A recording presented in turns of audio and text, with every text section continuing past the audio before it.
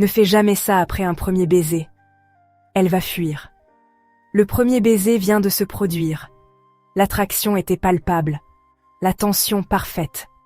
Et puis, tu fais une erreur. Une seule. Et tout s'effondre.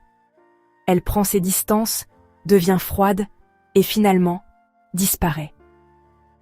Voici ce que peu d'hommes comprennent.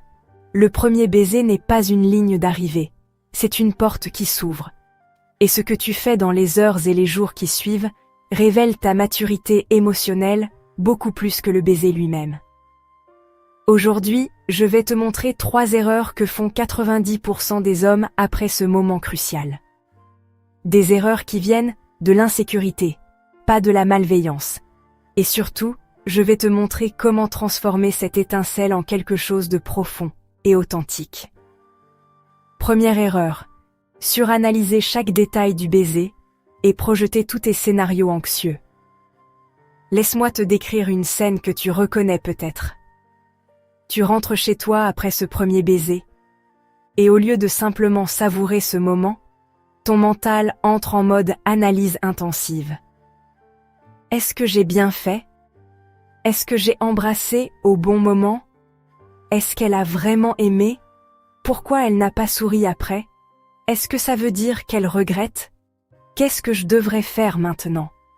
Cette spirale anxieuse, c'est ce qui détruit beaucoup d'histoires avant même qu'elles commencent. Parce que cette anxiété va influencer tout ton comportement dans les jours qui suivent. Tu vas écrire des messages maladroits pour te rassurer. Tu vas chercher des signes partout. Tu vas devenir cette version nerveuse de toi-même qui n'a rien à voir avec l'homme détendu qu'elle a embrassé. Voici ce que tu dois comprendre. Elle aussi, elle rentre chez elle avec ses propres questions. Elle aussi se demande ce que tu as ressenti, ce que ça signifie, où ça va mener. Mais la différence, c'est qu'elle observe comment tu gères cette incertitude. Est-ce que tu paniques et cherches immédiatement des réponses? Ou est-ce que tu peux exister dans l'espace de l'inconnu avec confiance? Parce qu'une relation qui commence, c'est toujours incertain. Personne ne sait où ça va. Et ta capacité à accepter cette incertitude, sans vouloir tout contrôler immédiatement, c'est un signe de maturité émotionnelle. C'est ce qui dit, cet homme peut gérer la complexité des émotions.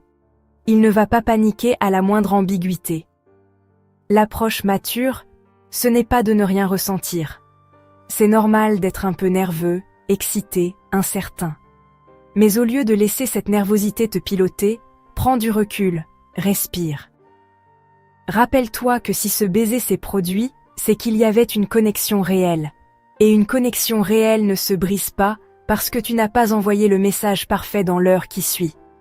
Fais confiance au processus. Fais confiance à ce qui s'est passé entre vous.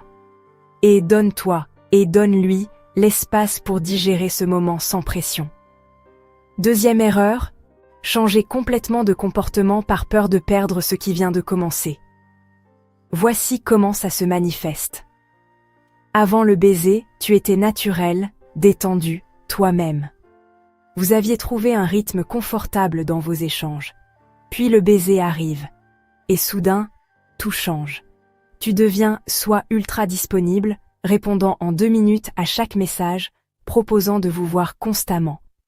Soit à l'opposé, tu deviens distant, tu retiens tes messages, tu joues à être mystérieux alors que ce n'est pas ta nature.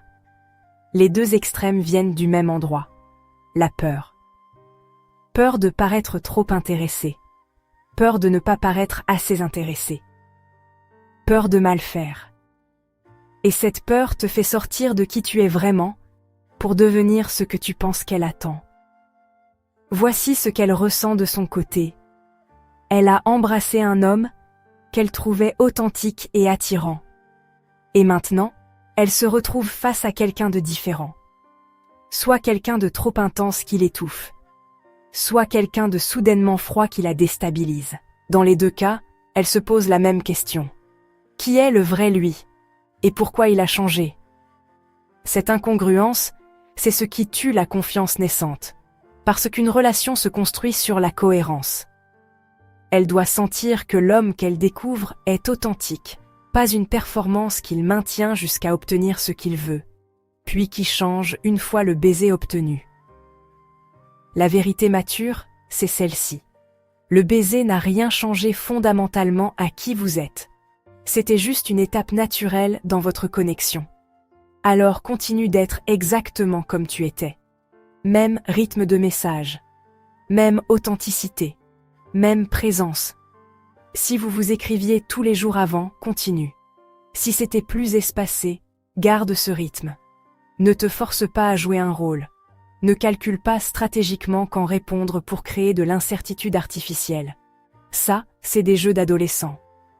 Sois l'homme stable qui peut avancer dans une connexion sans se perdre lui-même, sans devenir quelqu'un d'autre par peur ou par stratégie. Si cette approche de l'authenticité dans les relations résonne en toi, abonne-toi à cette chaîne. Chaque semaine, nous explorons ensemble comment construire des relations profondes sans manipulation ni jeu de pouvoir. Laisse un like si tu veux voir plus de contenu comme celui-ci.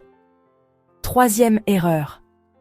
Forcer une conversation sur ce que vous êtes, parce que l'incertitude te rend anxieux. Voici la scène classique. Après le baiser, ton mental veut des réponses.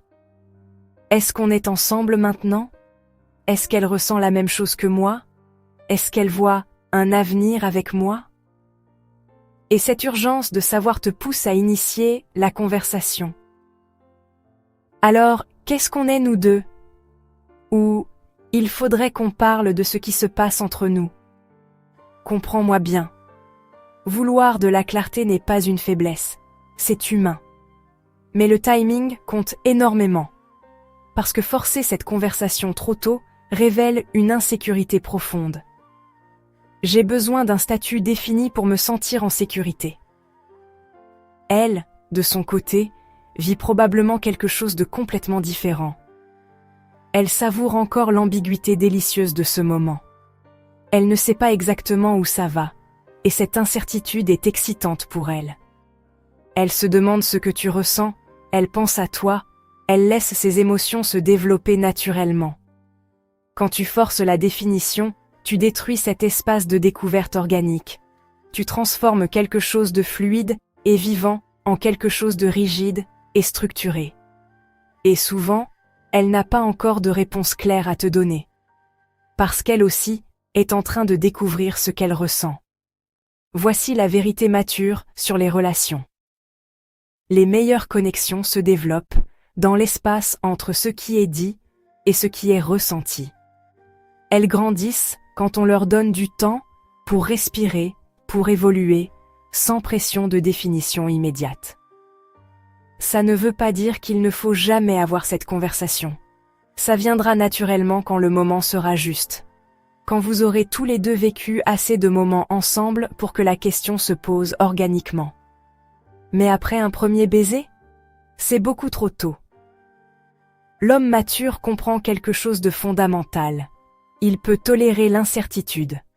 Il n'a pas besoin d'un label rassurant pour continuer à construire. Il peut avancer dans une connexion sans avoir toutes les réponses tout de suite. Et cette capacité à être présent sans avoir besoin de tout contrôler, c'est ce qui crée un espace sécurisant où l'amour peut vraiment grandir. Abonne-toi et active la cloche pour continuer ce voyage vers une masculinité plus mature et authentique.